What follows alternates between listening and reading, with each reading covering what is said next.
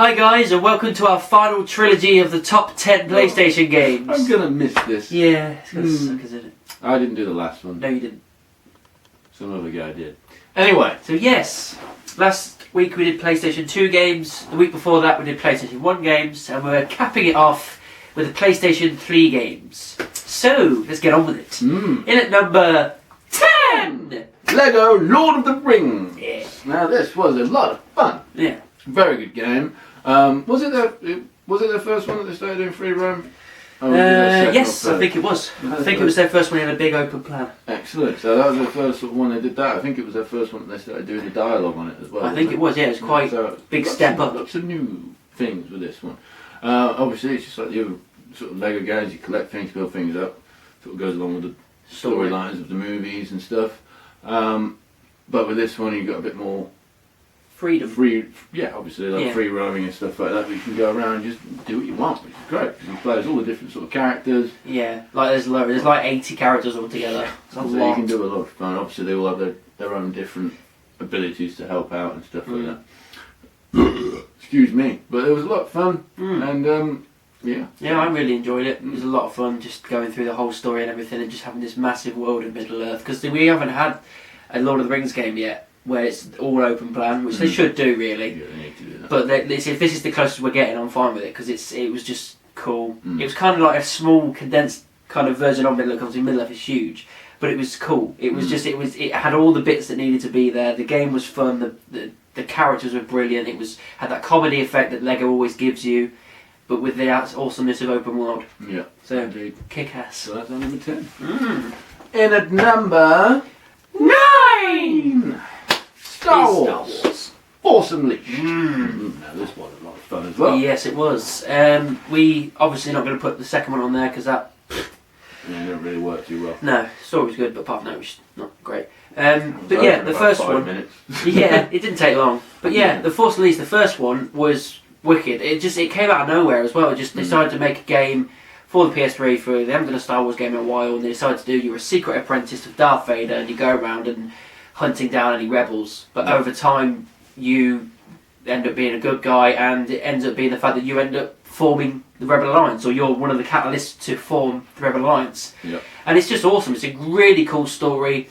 Really enjoyed it. It was one of the first times you really got to use your force powers to the full extent. Yeah. Electricity, your force push, throwing your lightsaber, your repulse. It was just everything about it. As far as force abilities and lightsaber techniques, it was awesome. I remember like the bit where like the Imperial ship's coming down and you have to hold it. It was cinematic. It was really cinematic. You have to like drag it down. Yeah. It was a lot of fun. It really was. And it's like you had an alternative ending as well. At the end, once you defeated Vader, you had two choices. You could go in for the kill for Vader and put him down out of his misery, or you can go and save your friends and kill the Emperor.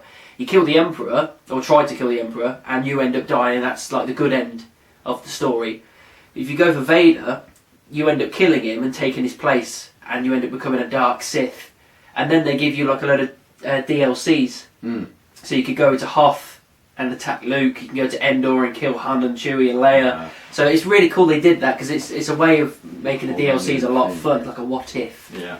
But yeah, it was a kick-ass game. Really enjoyed it. It's probably one of my favourite Star Wars games. Definitely. Absolutely. Lots of fun. And it was also good because, like, obviously with the normal stories of Star Wars and stuff, you got people like, sort of like come join the dark side sort of thing. And this one, it was like, no, I'm gonna go light. Fuck you. Yeah, it was good because it's like one of the first times you were already on the dark side and you turned to the light. So that's very rare. I think it's like one of the first times that happened, really. Yeah.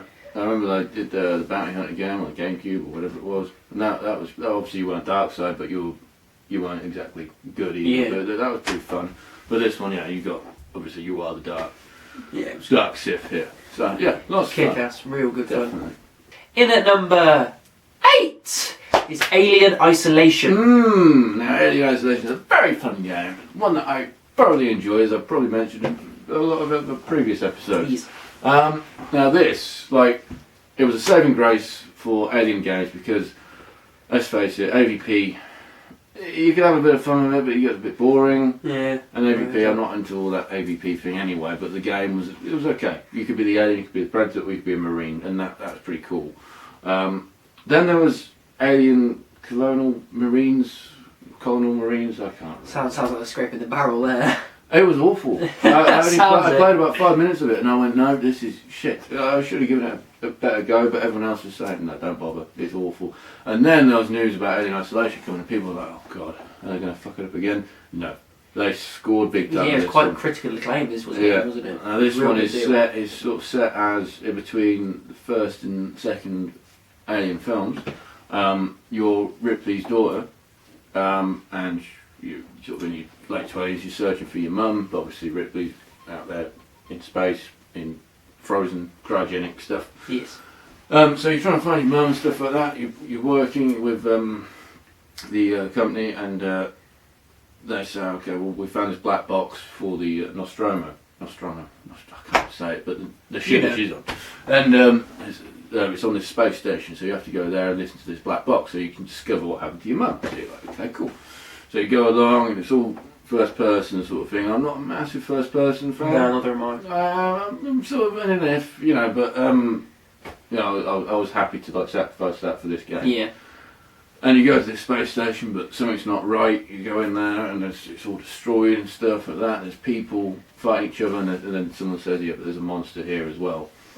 And that's where the alien comes in. Eventually the alien comes in. You don't actually see the alien for a very long time. Yeah, it's a third of the game, isn't it? But there's also people to escape. But there's only one alien at first anyway. Sorry, spoiler alert. So you're walking around and stuff like that, you've got to hide from him.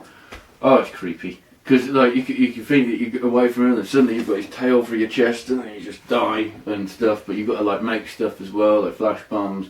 Guns don't really work. Flamethrower scares them off.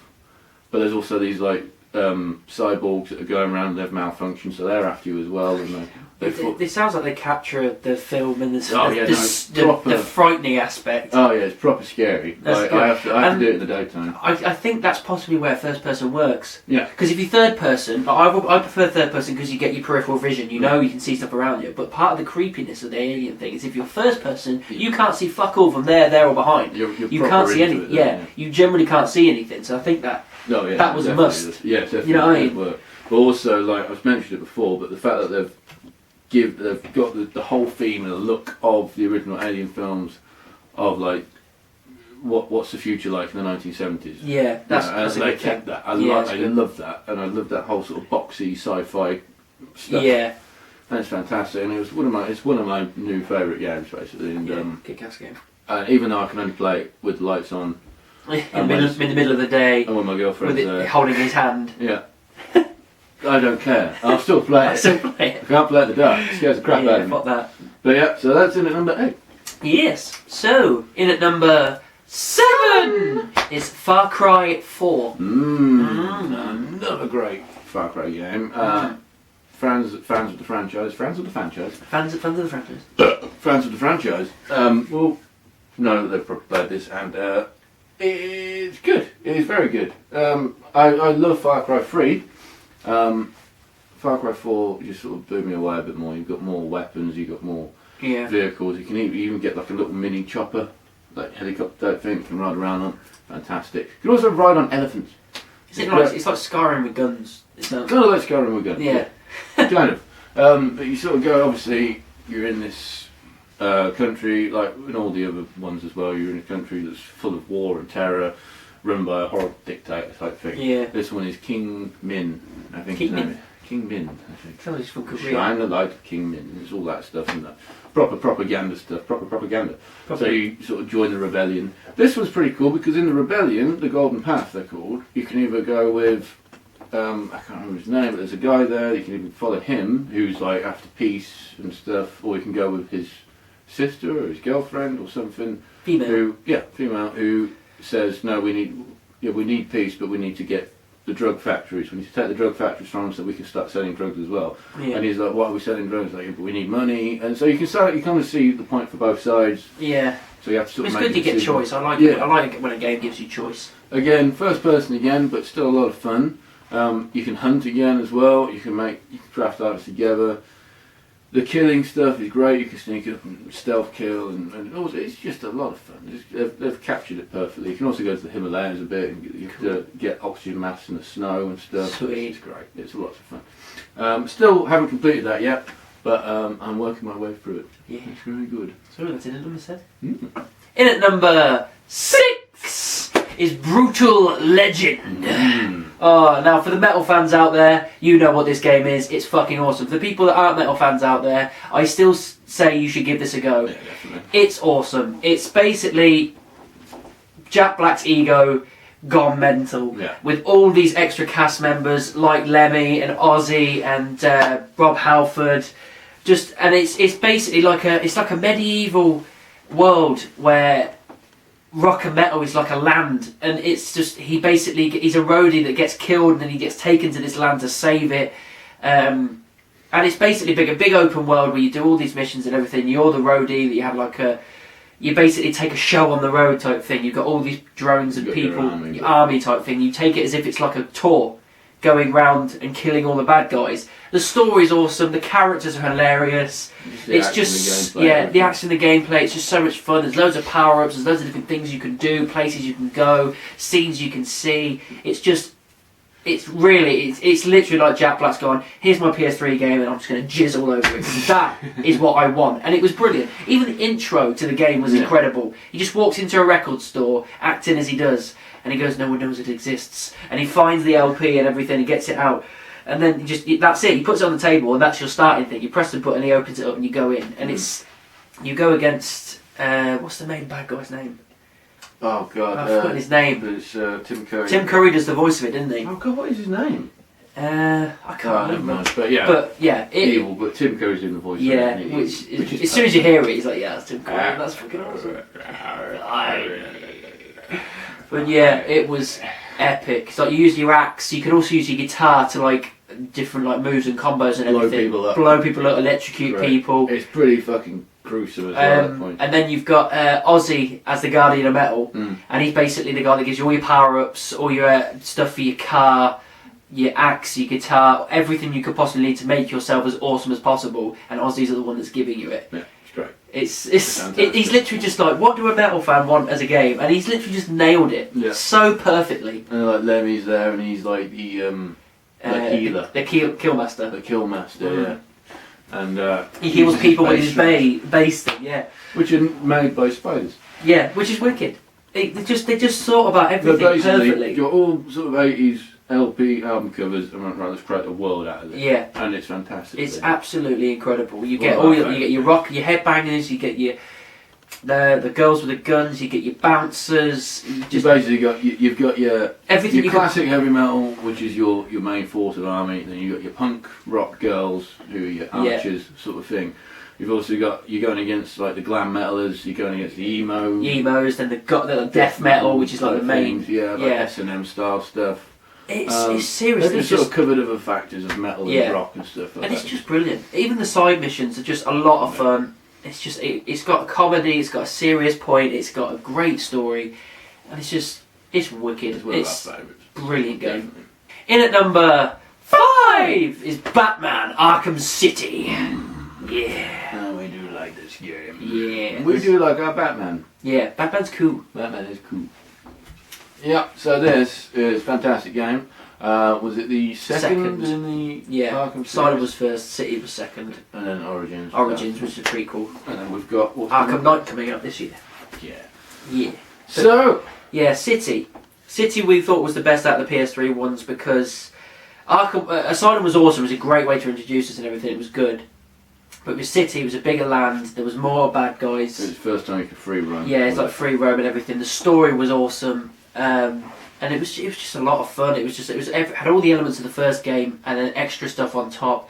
And it's always good when you see more and more characters. Like when you see Mr. Freeze, and then you see Scarecrow, then you see the Riddler, and then you see Penguin. It's like more and more and more because you only had about 5 or 6 bad guys in Asylum, but this one there's at least 10 to 15 or something like that. There's a lot of them. And you have to sort of like go around meeting each one just to meet the next one. Yeah. And obviously that's how a game progresses, but you know what I mean. Like you have to go to Mr. Freeze, you have to go to Penguin. Yeah, Penguin's got his freeze gun, and then you have to get that off him, and then save Mr. Freeze, and he attacks you. Then you find out the Joker's taking the cure. Freeze, when he attacks you, it's a bitch, isn't it? It was a bitch. It's like you have to find a different way to hide every time, and he's quite menacing. Yeah, but it was fun. It was fun.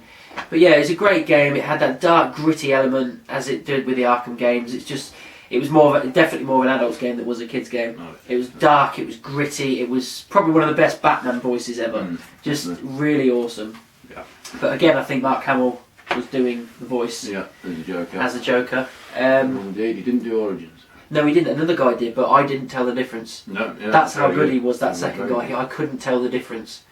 But yeah, it was an awesome game. The free roam was great. The story was awesome. Spoiler alert for anyone who hasn't played it. When Joker dies at the end as well. That's something I didn't think was going to happen. That was quite a shock, really. Whether or not he comes back in this Arkham Knight one, we don't know. But at the moment, he's dead. Obviously, he's an Origins because you see the origin of him coming about in that series. It was awesome, which was great. But yeah, great story. Really enjoyed this game. It's got a lot of replay value and great side missions as well. Just everything about it is awesome. In at number 4 is Assassin's Creed 4 Black Flag. Oh, this was so cool. For us, it's just, we've said before, best Assassin's Creed game we've played yet, and it could not be in this list. It was the perfect pirate game. Yeah, it really was. Pirate game for a long time. And the fact that Assassin's Creed decided to do it was, we thought, that's going to be weird. Yeah. But when it just came out, no, they just nailed the era perfectly. Yeah, definitely. It's such a good game, all open world. You get, for the first time ever, you get a ship. You know what I mean? And it was just, literally, it's so much replay value. I've played it at least 6 or 7 times all the way through now. It never gets boring. Yeah. Even when you're just not even playing the missions, you're just sailing, finding some bits on an island, killing a few people, upgrading your ship. Even if you're just doing random things, it's just awesome. Yeah. And obviously, you play a guy called Edward Kenway. He's part of the Kenway line, obviously. He ends up being Connor's grandfather. You basically go through that. You meet all the famous people in history, like Blackbeard, Hornigold, James Kidd. You go through that whole thing, whole storyline of everything. And again, with Assassin's Creed, they hit the dates and everything as history unfolds perfectly and involve your characters to the point where it works perfectly fine, but it doesn't take anything away from the actual history. And I just love the way they interject your character like that. It just works kind of like a silent person that just comes in, kills someone and fucks off, and it doesn't mess with the timeline at all. And it was just so much fun. It really was. It was. Like Adam said, we've been waiting for a pirate game for very, very long time. A long time. And I remember playing the first Assassin's Creed and going, they could make a great pirate game out of this. Yeah. Sort of thing. Because you got the climbing, you got the adventure, and I didn't think it would ever happen. No. And it did. I was so happy. And obviously, Assassin's Creed 3, you got your ship but only on side missions sort of thing. Yeah, it was kind of bulky. Yeah, it was a bit they were still working on it, weren't they? So. And someone said, they're making Assassin's Creed, the next one's going to be pirates, and I was like, yeah, that's bollocks. So someone's just got a load of footage to go number 3, and I was like, yeah, bollocks. And then it came out, and I was like, oh my god, I'm so happy. It was fantastic. So, fantastic game, and like I said, loads of replay. Yeah, even like I said, even just doing small stuff, it's just so much fun. The story was brilliant. Yeah. It was really brilliant. Chilling on the ship. Yeah, just doing that kind of stuff. It's like for anybody as well that reads a lot, because we read a lot. Not Kindle, fuck Kindle. But anyone that reads a lot, they have released a load of Assassin's Creed books, and they did release a Black Flag one, and it is basically the whole of the game in writing. But they have about 4 or 5 chapters where it's before the game. It's like a prequel. Him and Caroline and everything, how they met and all that kind of stuff. And I read through the book and it was awesome, and it actually makes the end of the game so much more emotional and so much more awesome when you read that book first. It really fucking pulls at your heartstrings a lot more when you read the book first. It's brilliant. It's just a great game, really enjoyable. I'd like to hope that one day we'll maybe get another one. Yeah. Don't have to play it. Doesn't have to be Kenway necessarily, but I'd like to have another pirate game eventually. I know we got Rogue, but it wasn't really the same. It was on and off. Wasn't it? Yeah, it was good fun, but it wasn't the same. But if we could do it again in the golden age of piracy, I'd be happy with it. But yeah, epic game. So that's in at number 4. Yes. In at number 3, GTA 5 and online. It's not a knockoff. No. We're putting these together because they came out together, really. Oh yeah, it's still the same game, isn't it? It's just a different format. Yeah. But so obviously by Rockstar, GTA 5 comes along and they just kick ass. Blew everyone out of the water. And it was the first time, obviously, where you can change your characters. Like yeah, you've got 3 characters to go from. And at first, when that was mentioned, I was like, okay, how's that going to work? But yeah, I thought that's going to be confusing. But I like the fact that like it's all in real time. So you leave one character, they go off and do their own thing for a bit, and like you come back and Trevor's usually on the train tracks or or was in the skip in a dress.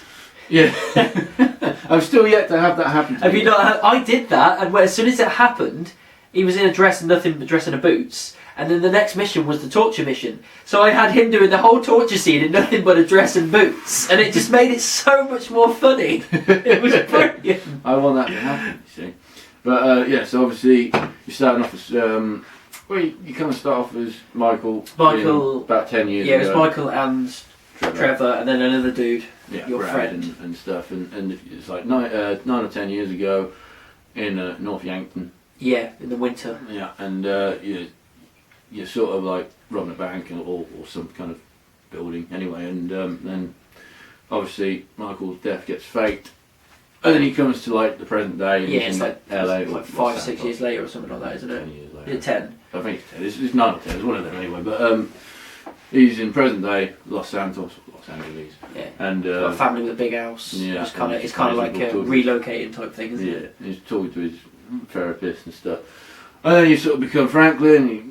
Franklin's just trying to do normal. He tries to do, job. he does repo type stuff. He's trying to stay out of the gang stuff, he just wants to make money. But and then he ends up repoing Michael's car, and Michael ends up being in the car. He puts a gun to his head, and that's how they meet. Yeah, and then later when you meet Trevor, and he's just a fucking badass. I fucking love Trevor. He's so fucking. If it's anything that personifies the character and the style and the movements and everything you do in GTA. As a character, it's Trevor. Yeah. Everything you do is not something you should be doing in real life, stealing cars and killing people in the street and stuff like that. But if there's any character throughout the entire thread, it's Trevor that personifies it. He's just great. He's brilliant. He's just an old guy. He likes to get drunk and fucked up and just do what he wants. Yeah. Proper rebel. And He's if anyone gets in his way, then they're dead, basically. Yeah. But yeah, so it's fantastic, and you do the heists and stuff. Yeah, heists are good because again, it gives you choice. Yeah, I like that you can pick who's going to come on the heist with you. You can pick the way you're going to do it, and it's all out on the board. People, if you pick like bad people or bad inexperienced crew members, like if you it's going to make it harder for you. It's going to make it hard for you, but it makes it a bit more fun. That's why I always do it because. And they usually die in it at some point. Because it's kind of like, the better they are, the more percentage of cut they get from the money. But obviously they get a less cut the shitter they are, so you've got to take that chance. Are you going to get more cuts so you get more money, having a shit person, or are you going to get a decent person and let them have at least 12-13% of the cut? Yeah. It's good. It's kind of like, it makes it more realistic. It makes it more real. It's like, you've generally got to decide here whether you want money or whether you want the job done right. Yeah, exactly. I usually go for money. Yeah, me too. I like it when the things fuck up and Michael's like, what the fuck? Yeah, I kind of like it as well. Like I say, it adds an extra bit of flavour to it when you've got to kind of pick up the tab once they're dead. Yeah, and you get the replay action of it, so you can always go back and do things differently and stuff, which is great. Yeah. And then GTA Online came about. You haven't played which I haven't played yet because I'm not a massive online fan, but I intend on giving it a go. Give it a good go, seriously, because I didn't like it at first because everyone's just there and just like, oh look, fuck you, just blow you away. And you're just like, mate, I'm just trying to get used to the fucking There are game. a lot of cunts in the online world. Yeah, but once you get used to it and you get your levels up a bit, and it's fine. You just sort of just move about and just do what you want. But that's pretty cool. They sort of set you up, and you can decide how you sort of look. You have to go through your heritage and stuff and find out what you look like. It even says like how many hours a day you work out, how many hours a day you spend sitting on the couch, so it sort of determines what you look like. Yeah. Obviously you can change what you're wearing later on, but it shows what your person actually looks like. Well, first time I think I did like 23 hours or something stupid of doing illegal work, so he looked like a proper sort of like, he always had a scar on his face, he looked like a right ruffian sort of thing. But the other guy I made, he looked a bit more healthy and stuff like that, and that's pretty cool. But also, I've noticed, like, I've started getting into crews a bit more now, and I've done a bit of crew research. There's people out there have done like MC gangs, like bike gangs, and they do it properly. They're like, if you can join us, but first of all you've got to be a hanger-around, then you've got to be a prospect. So you've really got to fucking do it properly. And again, it's part of the GTA thing. It makes it more real. It makes it a bigger deal. Because like online things and everything like these days, is such a big community. Like, people have got married and had children out of the fact that they've met online games and they've met up at a Comic-Con and got to know each other and they got married and had kids. So it's a big community. It's a big deal now. Definitely. So, you know, whether you like it or hate it, it's a part of the area where people love, and it's a big family. Obviously, 2 weeks ago, I think it was 2 weeks ago, they released the Heist edition of it. Yes, they did. Which I've started doing. I'm still sort of getting used to that. I'm still not got the idea of it yet. But it's fun. Cool. From what I know. I haven't actually completed one yet because they keep fucking up. And I'm trying to like, oh, come on guys, I could get about 20 grand here, you know? You're fucking me up. But yeah, still lots of fun. Yeah, the whole game as a whole is just brilliant. Again, it's got the classic GTA thing, is if you're not playing the actual game, you can just drive around, fuck about, do what you want, and it never gets boring. You realise, you look at the clock and go, shit, I've been playing this for 4 hours. Yeah, I've got stuff to do. I've got people to go, I've got meetings. But yeah, such a good game, I really enjoyed it. So in at number 3 is GTA 5 and online. In at number 2 is The Elder Scrolls Skyrim. Oh, so good. Yeah, definitely. Just as medieval games go, just bang on. Yeah, that's right. And I never played any of the Elder Scrolls games because I just thought it was going to be too confusing and too massive for me. But then when the Skyrim one came out, I was like, right, I'm going to have to give this a go. I'm going to have to try it because we're all talking about it. Yeah, we're just like, it's got to be tried. I've got to try it because it looks like it's going to be my game. I remember as well, you even said, what's that Game of Thrones game like? And we were like... Just play Skyrim instead. We were like, play Skyrim. Yeah. Not the real feel. You were like... Even hardcore Game of Thrones fans were like, just play Skyrim instead. Yeah. And you did, and eventually you liked it. Yeah, it was the first month, maybe 2 months, I hated it. Because I just couldn't get off the ground with it. No matter what I did, I was getting killed every 5 seconds. I just couldn't get myself up enough, level-wise. But once you've got to persevere with it. Once you persevere, you get to level 6, 7, something like that. You've got a bit more ground then. It's brilliant. It's so much fun. There's so much stuff to do. It's unreal. I've not even finished the main game yet because How long has it been out? It's been out what? In 2013 it came out. Start 2013. About then, wasn't it? So it's been over 2 years, and I've still not finished the main stories of the game because there's that much to do with side missions and then little mini missions and there's caves to clear out, towers to clear out. I've still not experienced the entire map because it's that big. I think I've done about at least 3/4 of it, but there's still loads of little bits that I have not got to yet. And it's just basically you are the Dragonborn and you go around killing dragons.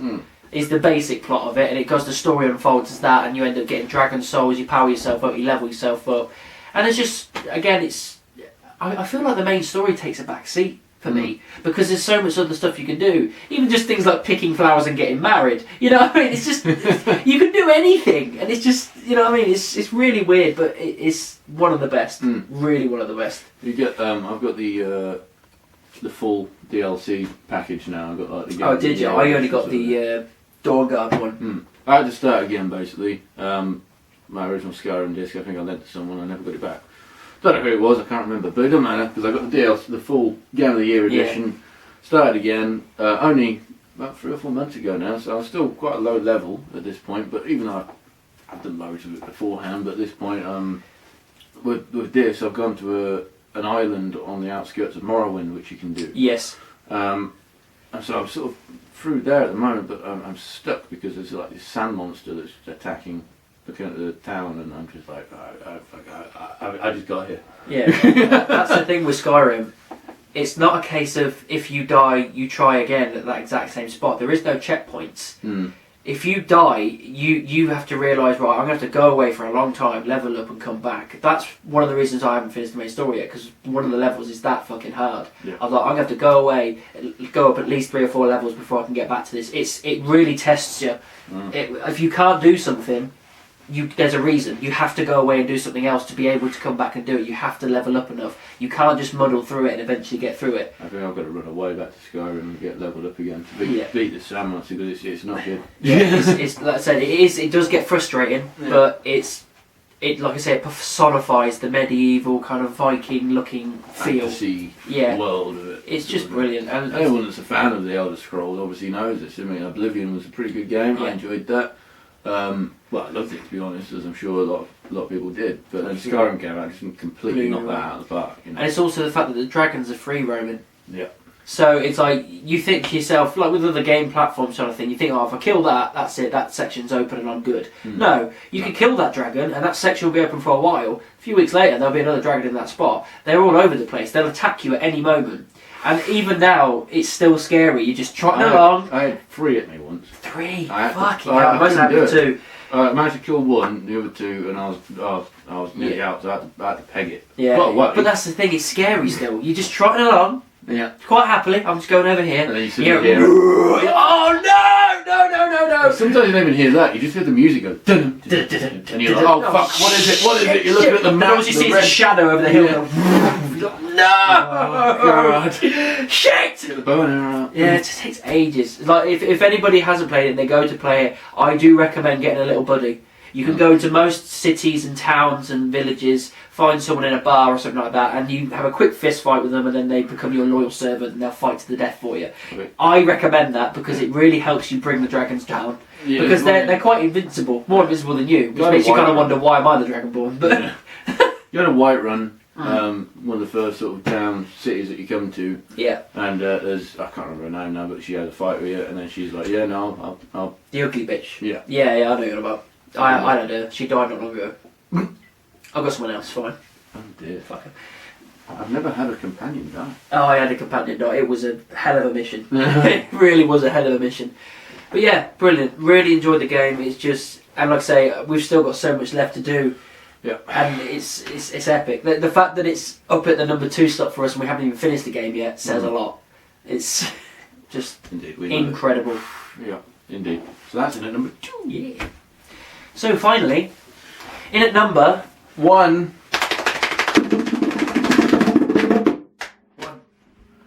Red Dead Redemption. Yes! Another Rockstar game. Absolutely. A lot of people will probably go, what do you mean Red Dead Redemption? Yeah, okay, but these are our opinion. Okay? And Red Dead's just... You'll notice there's a lot of games out there that people are like, well, we're not Call of Duty, why not Bioshock? And it's, yeah, fair enough, but we don't really play them too much. These are the games that we like to play, that take us by, that just grab us by the nuts and go, yeah, okay. Yeah. And obviously we love them. So Red Dead Redemption, one of our favourites, hence why it's at number 1. Yeah, absolutely. We're big Wild West fans, like spaghetti westerns and stuff. Yeah. Grew up with it. And the fact that they brought this out, because I remember the original Red Dead Revolver came out. Which was alright. Yeah, it was alright. Yeah, it wasn't too bad. But again, it was limited by the graphics and everything. Yeah, it was limited by its time. It didn't really have much free roam. No. It was by Rockstar again. It didn't have much free roam. It was a bit more fantasy comedy to it as well, because the way you had to kill people was different. It wasn't a bit more cartoony comic. Yeah, it didn't kind of capture the era. No, it didn't. It was just more of a let's have a laugh at it sort of thing. And then we got Gun. Completely different. It wasn't a Rockstar game, but it was a PS2 game that we just absolutely enjoyed. It was a really good western. We're like, right, I can't wait for it. There was only 2 towns. Yeah, so I can't wait for a PS3 game to come out of a western, and we had to wait for a long time. And then finally, Red Dead came out, and it was done. As soon as it's done by Rockstar, I was like, "Oh my god, this is going to be GTA in the West," and it was. It was literally about a year or so after GTA 4 came out. Yeah. So we were like, okay, brilliant, excellent, sort of thing. And then started playing it. I can't remember if I played it first or not, but I remember calling you and saying it's just like GTA 4, but on a horse. Yeah, literally, like a month later, I was like, right, I'm getting this. Yeah. I was like, I have to get it. And it was just brilliant. It was absolutely perfect. It Fantastic. was. I mean, I'm busy playing it at the moment. I'm back in Mexico again now, so I'm about 2/3 of the way through the game. Yeah. But yeah, it's just so much replay value. Again, with the Rockstar games, there is so much to do. It's such a big, expansive land, and they're just good at capturing the specific time they're trying to nail. Again, they're so good at it. It's one of them where, like, I've played through it about 8-10 times now, something like that. Yeah, me too. And I'm still pretty sure that I've only covered about 60% of everything that's on there. Yeah. There's still like strangers that I still haven't met that other people have that I didn't even know about. Yeah, I've never got to the 100% mark. No. Yeah. No. But so basically the whole idea of the game is you're John Marston. I can't. He said Marshall. That's my dad's mate, John Marshall. Anyway, John Marston, and he's an ex sort of gang member. Yes. Trying to live his life properly. He sort of took it. Yeah, he basically, the gang left him, so he left the gang, and then he got called up by the government people to say, if you don't go and kill your gang members, we're going to basically kill your family, your missus and your son. So you have to go and find your old gang members across the West, find them, kill them, so you can have your normal life at the farm. Yeah. And that's how it works. It is a great story. Yeah, it starts off, and he's obviously thinking, right, I'm just going to get this done, and I'm going to go home. Yeah. And it starts off like that. You literally go to Fort Mercer by yourself, thinking, I'm going to get this done in 5 minutes and go home. And it just does not pan out the way he thinks. No, not at all. Well, it would have been a shit game if it did. Yeah. You know, it'd be over like that. That was quick. I'll go back to Skyrim. Anyway, so obviously it's fantastic. It's set in 1910, 1911? Yeah, 1911. 1911. It's coming near to the end of the Old West. It was when trains were introduced, cars were literally about to make their way through. Telephones were coming in. So literally the West was just about to start dying, kind of thing. So that was it. It was great putting it at that point because it was near the point of change. So and that's the thing. Getting involved. Humans fear change, and that's the thing. You've got to either thrive in the new world or perish in the old one, and that's the thing. That's the complication you have. Very philosophical. Yeah, absolutely. I don't think I say that word either.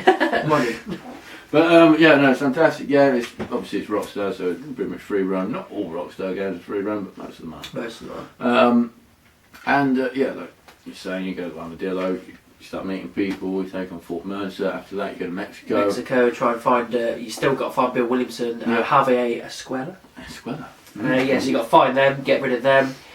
And then after Mexico, you go back to the USA, but you go down to the Blackwater area, down there where your farm is. Yeah, and then you start going a bit more up north as well, into the mountains, so it's a bit more snowy. Got to kill Dutch, which is like your main leader kind of guy that you have to kill. Yeah. Then you finally think that's it, done. I've killed him. It's over. You say, they tell you your family's back at the farm, they've released it, you're done. They say, thank you very much. You go back to your farm, you do a few missions here and there where you save your son from a bear, and get the cows in, and then suddenly you realise that, no, they're going to come and kill you as well. So spoiler alert from this point on, it's basically, they come and you get at your farm, the final fight is basically you, your uncle, just fighting them off. Loads of these dudes on horses, all the government guys on horses, you're killing them as best you can. Your uncle dies, then you get your missus and your son to just run off and say, just go. And you're in the shed, and then you see through the crack of the shed there's at least 20 or 30 of them standing there, and you can't get out of it. It's just like... proper showdown. Proper Old West showdown. This is the end. It's like you think to yourself, right, can't get out of this. And that's the bit that stuck for me, because I thought to myself, oh God, they're going to kill him. They're going to kill him. No, they won't. No, he's a brilliant character. They can't kill him. What are you talking about? What we're going to do the free roam? Bollocks, they won't kill him. Came out. You go into your dead eye. You get about 3-4 kills. You get as many as you can. And then that's it. They just absolutely obliterate you. Shoot you to death. You die on a pool of blood. And then you end up being your missus and Jack. You come back, find him dead. And you're in shock because they've just killed the main character. You're thinking, he's got to be alive. He's got to be alive. It's like I've still got free roam shit to do. I've got stuff to do. And then it finishes, and then you go back to the free roam, and you're this different character, but with John's hat on. And you're like, who the fuck's that? You press pause, it says Jack. You're like, oh God, I'm his son! Yeah. This is wicked! But you're in his grave. His grave. It's John's grave, and he's a bit older. Few years later. Yeah, got a little moustache goatee kind of thing. And then I think the main mission after that is going to the main... It's a secret mission. It's not actually a main mission, it's a secret mission. Yeah, you have to kind of go looking around for it. It ends up looking like it's a side mission. And you talk to a few people, you go here and there, you see his wife, and then you find out that the guy that obviously hired the kill on your dad is just outside of Mexico, just having a fishing. Yeah. I remember him fishing. Yeah. Then you go down and you tell him who you are, and then you go for a showdown. You kill him, and then it just stops and comes up saying Red Dead Redemption. And I was like, that's a brilliant little end credit scene type thing. Excellent. It was just they just nailed it. It was just absolutely perfect. Everything about it was brilliant. Your weapons, your customizable stuff, the storylines, the characters, the open world, just everything about it. Even like little mini games, you could do the 5-finger thing, you could play poker, you could play the dice game, you could drink and get drunk, you could pound a load of whiskies and fall over pissed. Great. It was just that's everything about it was just flawless. Some of the times I wouldn't even do many missions, I'll just put it on and just grab myself a couple of beers in real life and just play poker. And I love doing that. And also they had the online thing where you could play poker with other people, which was great as well. Excuse me. But also they had a bit of an add-on as well, Undead Nightmare, which I played. Yes, Undead Nightmare was fun. It was fun. It was kind of like an alternative ending. It was after you go back to your ranch, and then after that everyone gets infected by zombies, and you have to go and kill a load of all these people you ran with. All these friends and everything becoming zombies, and you have to go and kill all of them. It's kind of like, it's not that long. It's like I say, it's a DLC. It's about 2-3 hours long, kind of thing. It's not a massive thing, but it's fun. It was fun. It was a lot of fun. But it was when you used to be walking along, you'd hear fuck off. All these zombies chasing you. And the thing about this is that you couldn't lock with your gun, could you? You know, when you like lock on with the gun, you couldn't do that with this, and you had to have the headshots or they won't die. Yeah. And it was fun. It was harder, but it was a lot of fun. Yeah, definitely. I remember you could get through the streets and they're chasing after you. You could get the 4 horsemen of the apocalypse as well. Yeah, you could, separate, different, and then you could also like get the unicorn as well, which is like stupid hard to get. Yeah. All these like mythical characters that come to think, like, we're gonna go mental with this like DLC. Let's just do it. It'll be fun, and it was great. It was good. And then like after that, once you completed it, you become John Undead Master. Zombie comes out in Undead Master. It's like, which is great, but when you're walking along and you're thinking zombies are coming, he makes noises anyway. So you're like, what was that? Oh, it was me. yeah, it was. But yeah, no, lots of fun. Just the main game of it, fantastic. It's just one of our favourites. Incredible, and it will never get boring. Like I say, I'm playing it again at the moment. It's got so much replay value. It will never get boring to me. Totally. One of the best games of all time for us, really. Indeed. So yeah, there you have it. That's our top 10 PS3 games. And that's the end of our PlayStation trilogy as well. I'm sure we'll do another trilogy in the future. Indeed. Let us know what trilogy you think we should do next. Absolutely. And let us know what you thought your top 10 for PlayStation 3 games was. Indeed. So I think we did pretty well with it, but if there's any we think we missed out, then let us know. Yeah, please do. So don't forget to like and subscribe down there, all the usual stuff. You can follow us on Facebook and on Twitter. Pretty. And just keep it nerdy. Yeah, and we'll see you next week. And if you're watching this at night, good night. Cheers! Hi guys, thank you very much for watching. Please remember, if you like that, don't forget to like and subscribe down the bottom there. Also, if you want to see another chit chat, click here. If you want to see another top 10 or review, click here. And also, have a look for us on Facebook. Thanks guys.